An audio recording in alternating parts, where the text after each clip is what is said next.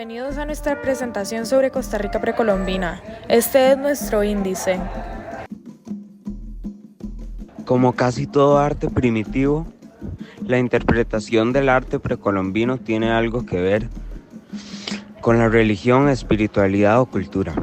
El arte precolombino era un intermediario entre el hombre y los dioses, espíritus o deidades. Además de esto, utilizaban figuras de animales para representar poder y liderazgo, principalmente la del jaguar. En muchas obras podemos ver estatuas de seres poco convencionales, que en ocasiones eran humanos o dioses. Para el trabajo en arcilla utilizaban técnicas como brochado o raspado, el cual consiste en raer parte de la superficie de la vasija con el propósito de obtener texturas diferentes. También el planorrelieve, que consiste en raspar el engobe de una vajilla con fines decorativos. El pastillaje, el cual consiste en poner como un relieve tiras o figuras de arcilla sobre la vasija. El moldeado son las pequeñas figuras conocidas como adornos en arqueología. El bañado consiste en cubrir la vasija con una capa de pegamento y agua para hacerla impermeable. Además, se puede realizar el estampado cuando la arcilla aún está maleable mediante presión sobre esta misma. Los aborígenes cuidaron mucho la consistencia de la arcilla. La arcilla demasiado húmeda es pegajosa, por eso debe amasarse tantas veces como sea necesario para que tenga una consistencia uniforme.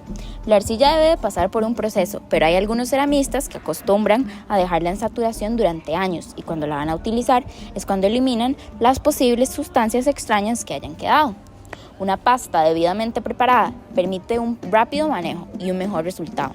En la decoración incisa, punzonada o estampada, se emplearon palitos, carrizas, astillas punzantes, caracoles, las uñas, etc. Existen varios tipos de técnica. El enrollado consiste en una bola de arcilla que se estira y luego se hace como un cilindro, de ahí se forma la vasija. Técnica de tablillas y arcilla tierna. En esta técnica la arcilla se aplana con un rodillo y luego se hace una forma rectangular, de ahí se prosigue para hacer la pieza. El modelado se hace con palillos, punzones o etc. Y se quita la arcilla de donde sobra o se agrega donde es necesario. El moldeado consiste en crear una figura, la cual se llama original positivo, y después se hace un molde al que se llama figura negativa. Y las formas que cada obra tiene 4 puntos característicos. El jade era más preciado que el oro. El jade era término para lo más rico, delicado, valioso y querido. Se incluyen otras piedras cristalinas, algunas moteadas o con venos. Su color va desde el verde oscuro hasta el verde claro. Corte del bloque. Se partía a golpes con un martillo de piedra y con picotazos se le daba la forma. Se alisaba con jade triturado. Taladro. Para perforaciones se usaba el taladro de presión o de balance. La punta era de jade o de un material más duro que el jade. Se insertaba en un hueso largo, normalmente de aves. Grabado. Se rayaba con astillas del mismo material. La pieza se separaba del bloque con tablillas de madera o con un cordel de fibras vegetales o de cuero. En ambos casos se usaba agua y abrasivos. Se terminaba de separar con un golpe. Pulimiento. Se pulía con madera, caña y tal vez con ayuda de cera de abejas silvestres. Lo más eficaz era una piedra del mismo material. El bañado consiste en cubrir una vasija con pigmento diluido para hacerla impermeable. El engobe es el color de fondo para el diseño que se pinte. Puede ser desprendido con una navaja. Los colores más utilizados en la pintura precolombina eran el rojo, anaranjado, café oscuro, morado y azul. Era preparado con óxidos colorantes mezclados con extracto de abejas, glucosa, miel de abejas, almidón o goma de tragacanto. Los aborígenes costarricenses pintaban sus vasijas antes de la cocción. Los pinceles utilizados eran hechos de pluma o de fibras de cabuya. La cocción se realizaba a través del sol, aire o fuego, ya sea directo o indirecto. Normalmente la pasta se aclara en la cocción y si tiene hierro se puede volver anaranjada o roja. El lustre es cuando ya está cocida la pieza, se frota o se cubre una capa de cera, algún material vegetal, resina o copal para aumentar el brillo. La siguiente diapositiva hablaremos de la separación de bloques en primer lugar, donde se empleaban talillos de madera, cordel de fibras vegetales para serruchar y separar la pieza tallada del bloque de jade. El agua y los abrasivos eran facilitadores en este proceso.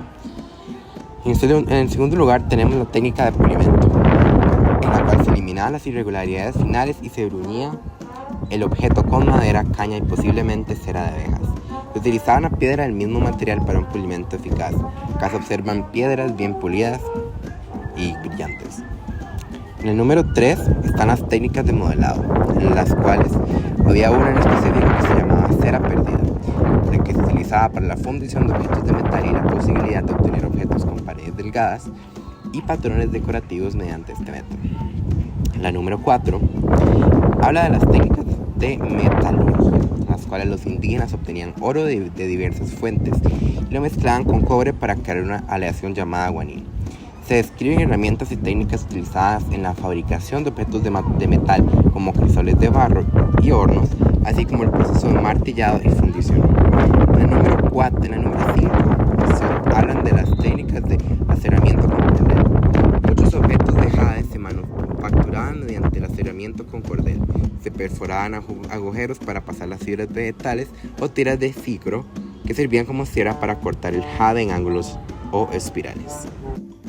El texto aborda los procedimientos utilizados en la Costa Rica precolombina para dar color de oro a la aleación de cobre. Se describen dos métodos, uno conocido como mise en colú, que implica concentrar el oro en la superficie de una pieza de baja proporción de oro, eliminando el cobre.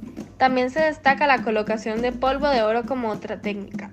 Además, se mencionan diversas técnicas empleadas por los orfebres, como la presión, compresión, soldadura con polvo de oro o sales de cobre, y la unión de piezas mediante calor.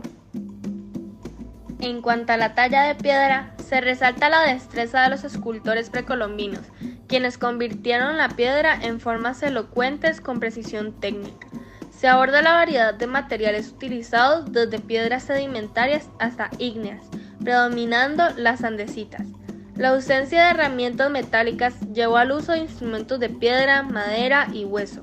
El proceso de obtención de bloques de piedra varía, pero implica el lasqueado y separación con cuñas y agua fría.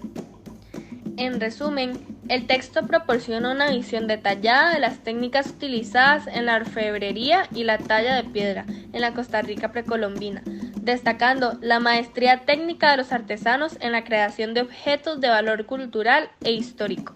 Muchísimas gracias por su atención y esperamos que hayan aprendido sobre el Costa Rica precolombino.